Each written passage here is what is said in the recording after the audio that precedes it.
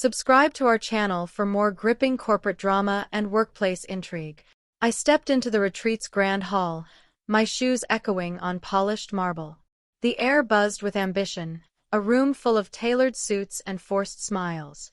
My assistant, Clara, trailed behind, her eyes darting nervously. She'd been acting strange all week, whispering cryptic warnings. "You don't belong here," she muttered under her breath as we passed a group of executives. I ignored her, chalking it up to her usual paranoia. The retreat was a golden opportunity, a chance to prove myself. I'd worked tirelessly for years, climbing the corporate ladder rung by rung. The CEO's speech was about to start, and I found a seat near the front. Clara's words lingered, but I shook them off. I belonged here as much as anyone else. The chandeliers gleamed above, casting light on my resolve. Tonight, I'd make my mark. The CEO, Mr. Harrington, took the stage, his presence commanding silence. His voice boomed, outlining the company's vision for the next quarter. I scribbled notes, my pen racing across the page. Clara sat beside me, her hands fidgeting in her lap. "They're watching you," she hissed, barely audible. I glanced around, but no one seemed to care. The executives were engrossed in Harrington's words, nodding in agreement. I'd earned my place through late nights and bold pitches. Why was Clara so on edge? Her warnings felt like static, disrupting my focus. I leaned forward, catching every word of the CEO's plan. This retreat was my chance to shine, to show I was ready for more. Clara's unease was her problem, not mine. I belonged here, and I'd prove it. Dinner was a lavish affair, with crystal glasses clinking and laughter filling the air. I navigated the tables, shaking hands and exchanging pleasantries. Clara shadowed me, her face pale, her eyes scanning the room. "They don't trust you," she whispered as I greeted the CFO. I brushed it off, smiling through the conversation. The CFO complimented my recent project, and I felt a surge of pride. I'd led that initiative to success against all odds. Clara's warnings were starting to irritate me. Why couldn't she just support me? The room pulsed with opportunity, and I was in my element. I caught Harrington's eye across the table, and he nodded slightly. That nod was everything. I was on the right path. Clara's doubts be damned. After dinner, we moved to the lounge for drinks and networking. The atmosphere was relaxed, but the stakes were high. I mingled with VPs, pitching ideas with confidence. Clara hovered nearby, her whispers growing more urgent. "You're too bold," she said, tugging my sleeve. I pulled away, annoyed. My boldness had gotten me this far, hadn't it? A senior director toasted to my recent success, and I clinked glasses, grinning. Clara's paranoia was a distraction I didn't need. I spotted Harrington in a corner, deep in conversation. This was my moment to approach him, to solidify my place. I took a step forward, but Clara grabbed my arm. "You don't belong here," she repeated. I shook her off and walked toward the CEO. Harrington welcomed me into the conversation, his smile warm but calculated. We discussed market trends, and I offered insights from my latest analysis. He listened intently, nodding as I spoke. Clara stood at a distance, her eyes wide with something like fear. I ignored her, focusing on the CEO's reactions. My ideas were landing, each word building my case. I'd spent years preparing for moments like this. Clara's warnings felt like noise, irrelevant and petty. Harrington asked about my vision for the company, and I answered with conviction. The other executives leaned in, intrigued. This was my stage, and I was owning it. Clara's doubts couldn't touch me here. I was exactly where I was meant to be. The night grew late, but the energy in the room stayed electric. I moved from group to group, my confidence growing with each handshake. Clara trailed behind, her whispers now a constant hum. "They're plotting against you," she said, her voice trembling. I rolled my eyes, tired of her games. No one was plotting anything. I was thriving. A VP pulled me aside to discuss a potential project lead. It was the kind of role I'd dreamed of, a step toward the C-suite. Clara's warnings were baseless, a product of her own insecurities. I glanced at her, standing alone by the bar, her face a mask of worry. I turned away, focusing on the opportunity at hand. This retreat was my proving ground. The next morning, the retreat shifted to strategy sessions. I presented my team's latest proposal to a room of senior leaders. My slides were sharp, my delivery flawless. The room erupted in applause, and I felt invincible. Clara sat in the back, her expression unreadable. "They're just humoring you," she whispered as I returned to my seat. I ignored her, basking in the praise. The COO approached me afterward, asking for a private meeting. It was a clear sign of trust, a step toward bigger things. Clara's paranoia was exhausting, and I was done indulging it. I'd earned every bit of this recognition. The retreat was my chance to cement my legacy, and I wasn't letting her ruin it. Lunch was a blur of conversations and subtle power plays. I sat with a group of directors, discussing expansion plans. Clara lingered nearby, her whispers now barely audible. "You're in over your head," she said, her voice laced with desperation. I tuned her out, focusing on the discussion. My ideas were gaining traction, and the directors were impressed. I'd spent years honing my expertise, and it was paying off. Clara's doubts were her own, not mine. I caught Harrington watching me from across the room, his expression unreadable. Was it approval? Calculation?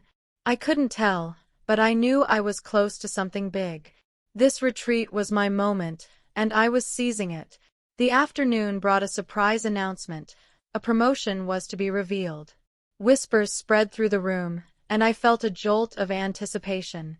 I'd been gunning for a senior role, and my performance here was undeniable. Clara grabbed my arm, her voice low. "They'll never choose you," she said, her eyes wide. I pulled away, my heart racing. She was wrong, I could feel it. My work spoke for itself, and Harrington had noticed me. The room quieted as the CEO took the stage, his presence commanding. Clara's warnings echoed in my mind, but I pushed them aside. This was my moment, and I was ready. I belonged here, and I was about to prove it. Harrington began his speech, praising the company's talent pool. My name hadn't come up yet, but I felt the weight of possibility. Clara sat beside me, her hands clasped tightly. "You don't belong here," she whispered one last time. I ignored her, my eyes locked on the CEO. He spoke of dedication, innovation, and leadership, qualities I'd embodied for years. The room was silent, hanging on his every word. I leaned forward, my pulse pounding. This was it, the moment I'd worked for. Clara's doubts were irrelevant now. I was about to be recognized, to take my place among the elite. The CEO paused, then called my name. The room turned to me and the spotlight hit me, and I felt the weight of every gaze in the room. Harrington's voice boomed, announcing my promotion to vice president. Applause erupted, but I barely heard it over my racing heart. I'd done it, climbed the ladder, defied the odds. Clara's face was a mask of shock, her warnings silenced at last. I walked to the stage, my steps steady despite the surreal moment. Harrington shook my hand, his grip firm, his smile genuine. The crowd cheered, and I felt a rush of validation. Years of late nights, bold risks, and relentless drive had led to this. Clara's doubts were wrong, laughably so.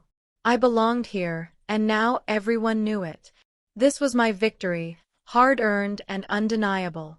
On stage, I scanned the crowd, their faces a mix of admiration and envy. Harrington handed me a plaque, a symbol of my new role. I thanked him, my voice steady, my words concise. The applause swelled again, and I soaked it in. Clara sat frozen, her eyes locked on me. Her warnings felt like a distant memory, irrelevant in the face of this triumph. I'd proven her wrong, proven them all wrong. The retreat had been my battleground, and I'd emerged victorious. Back at my seat, colleagues congratulated me, their smiles tight but sincere. Clara said nothing, her silence louder than her whispers. This moment was mine, and no one could take it away. The rest of the evening was a whirlwind of handshakes and toasts. My new title opened doors, and executives sought me out. I navigated the conversations with ease, my confidence unshakable. Clara trailed behind, her presence barely noticeable now. Her warnings had been a distraction, nothing more. I'd always known I belonged here, and now it was official. A senior VP pulled me aside, hinting at future collaborations. The possibilities were endless, and I was ready for them. Clara's paranoia had no place in my world now. I caught Harrington's eye across the room, and he raised his glass. This was just the beginning, and I was unstoppable. The retreat's final session focused on leadership training, but I was distracted. My mind raced with plans for my new role, new strategies to implement. Clara sat beside me, her silence heavy. She hadn't spoken since the announcement, and I didn't care. Her doubts had been baseless, a product of her own fears. I jotted down ideas, my notebook filling with ambition. The trainer spoke of accountability, but I was already thinking bigger. My promotion was a launchpad, not a finish line. Clara's warnings were a footnote, irrelevant to my future. I glanced at her, but she avoided my gaze. I was moving forward, and she was left behind. At the closing dinner, I was seated at the executive table, a place of honor. Harrington toasted to my promotion, and the room joined in. I smiled, raising my glass, my heart full. Clara sat at a distant table, her face unreadable. Her whispers had faded, but their echo lingered. Why had she been so convinced I didn't belong? I pushed the thought aside, focusing on the moment. My colleagues praised my work, their words fueling my drive. I'd earned this seat, this title, this respect. Clara's doubts were her own, not mine. The night felt like a coronation, and I was ready to lead. The future was mine to shape. As the retreat wound down, I reflected on the journey that brought me here. Years of sacrifice, of proving myself in a cutthroat world. Clara's warnings had been a test, one I'd passed with flying colors. I'd always known I belonged, even when others doubted me. The promotion was proof, a tangible reward for my grit. Colleagues approached with offers of mentorship and partnership. I listened, weighing each opportunity carefully. Clara's silence was deafening now, her role in my story over. I was a vice president, a leader, a force. The retreat had been my proving ground, and I'd conquered it. My future was bright, and I was ready to seize it. The final night ended with a gala, the room glittering with celebration. I danced with colleagues, my laughter genuine, my heart light. Clara stood by the wall, watching but not joining. Her warnings had been a shadow, one I'd stepped out of. I'd proven my worth, not just to the company but to myself. Harrington approached, offering private congratulations. He spoke of big plans, of trusting me with key initiatives. I nodded, my mind already racing with ideas. Clara's doubts were irrelevant now, a distant memory. The gala was a celebration of my triumph, my place cemented. I belonged here, and no one could deny it. Packing up to leave, I felt a mix of exhaustion and exhilaration. The retreat had been a marathon, and I'd crossed the finish line first. Clara helped with my bags, her silence heavy but expected. Her warnings had been wrong, and she knew it. I didn't need her validation, not anymore. My promotion was a fact, a reality etched in that plaque. Colleagues waved goodbye, their respect clear in their eyes. I'd earned every bit of it, and I wasn't done yet. Clara's whispers were a faint echo, powerless against my success. The retreat had changed everything, and I was ready for what came next. My story was just beginning. On the drive back, the countryside blurred past, but my mind was sharp. I replayed the retreat, every conversation, every nod. Clara sat beside me, staring out the window, silent. Her warnings had almost derailed me, but I'd stayed focused. My promotion was proof of my resilience, my worth. I thought of the projects ahead, the challenges I'd face as VP. I was ready, more than ready. Clara's doubts had been a hurdle, one I'd leaped over with ease.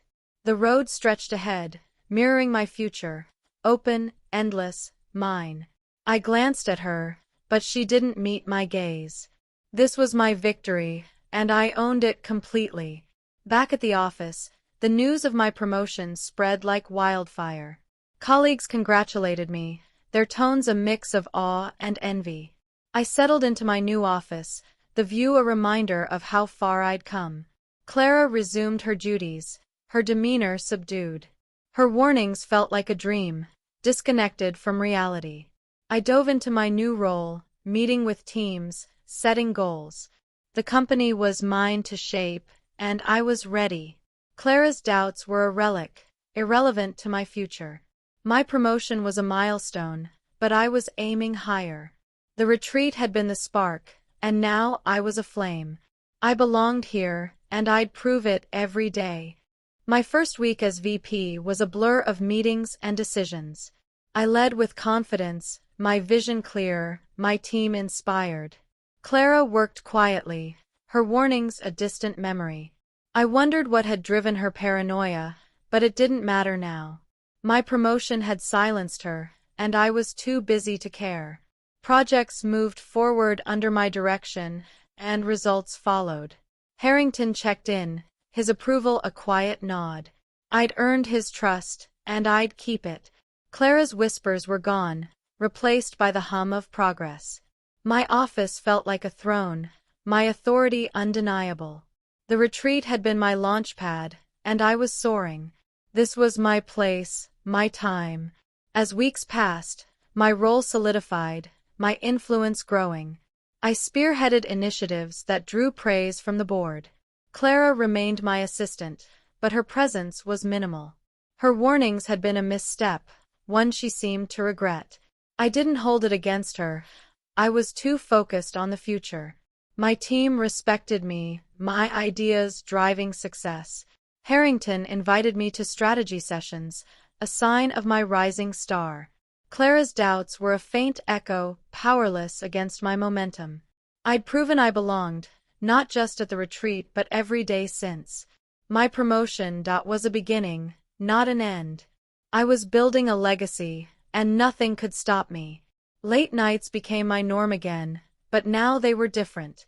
I wasn't chasing approval, I was shaping the company's future. Clara stayed late too, her work efficient but silent. Her warnings had been a glitch, a moment of weakness. I didn't need her validation, only her support. My projects gained traction, my name a fixture in boardroom talks. Harrington praised my vision, his trust unwavering. I'd earned my place, and I was expanding it. Clara's whispers were forgotten, irrelevant to my climb. The retreat had been a turning point, but I was the one who'd turned. My promotion was mine, and I was running with it. A month later, I led a major presentation to stakeholders. The room was packed, the stakes sky high. My slides were sharp, my delivery flawless, just like at the retreat. The applause was thunderous, and I felt untouchable. Clara sat in the back, her face neutral. Her warnings were a ghost, powerless against my reality. Stakeholders approached with offers of partnership, their respect clear. I'd built this moment, brick by brick, over years. Harrington watched from the front, his nod a quiet endorsement. Clara's doubts had been wrong, laughably so. I was where I belonged, and I was thriving. This was my stage, and I owned it. My reputation grew, my name synonymous with success. I mentored younger employees, sharing the lessons I'd learned. Clara remained in the background, her role unchanged. Her warnings had been a miscalculation, one she'd never repeated. I didn't dwell on it. My focus was forward. New projects landed on my desk, each a chance to shine. Harrington trusted me with bigger roles, bigger risks. I delivered every time, my confidence unshakable. Clara's whispers were a footnote, irrelevant to my story. The retreat had been my crucible, and I'd emerged stronger. My promotion was a stepping stone, and I was climbing higher. At a company-wide meeting, Harrington singled me out for praise. My initiatives had boosted profits, and the numbers proved it. The room applauded, and I stood, my heart full. Clara was there, her expression unreadable. Her warnings had been a test, one I'd passed long ago. I thanked the team, my voice steady, my pride earned. Harrington shook my hand, his respect clear. I'd proven I belonged, not just to him but to myself. Clara's doubts were a distant memory, irrelevant to my rise. The retreat had been the spark, but I was the fire. My promotion was mine, and I was building on it every day. Months later, I looked back on the retreat with clarity. It had been a turning point, a moment of truth. Clara's warnings had been a challenge, one I'd overcome. Her silence now was proof of my victory. I'd earned my place, not just at the retreat but in every room since. My role as VP was demanding, but I thrived on it. New opportunities came daily, and I seized them all. Harrington's trust in me was unwavering, my influence growing. Clara's whispers were gone, replaced by my own voice, loud and clear. The retreat had been my stage, and I'd performed. My promotion was a milestone, but I was far from done. My team grew under my leadership, their success tied to mine. I pushed them to innovate, to think bigger, just as I had. Clara remained my assistant, her work flawless but distant. Her warnings had been a misstep, one I'd long forgotten. My focus was on the future, on shaping the company's path. Harrington invited me to board meetings, a sign of my rising star. I contributed ideas that shaped strategy, my voice heard. Clara's doubts were irrelevant, a blip in my story. The retreat had been my proving ground, and I'd proven myself. My promotion was a launchpad, and I was soaring higher every day. A year after the retreat, I was a cornerstone of the company. My initiatives had transformed our market share, my name known industry-wide. Clara was still there, her role unchanged, her silence complete. Her warnings had been a moment of weakness, nothing more. I'd moved past them, past her, into a future I'd built. Harrington relied on me, his trust a badge of honor. My team thrived, my vision their guide. The retreat had been a spark, but I was the flame.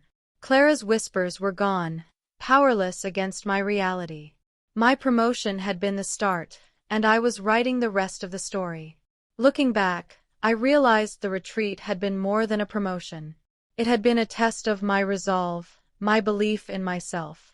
Clara's warnings had been a shadow. Shadow, one I'd overcome with ease. The corporate world was mine to conquer, and I was just getting started. Don't miss out on more stories of triumph and ambition. Subscribe to our channel today.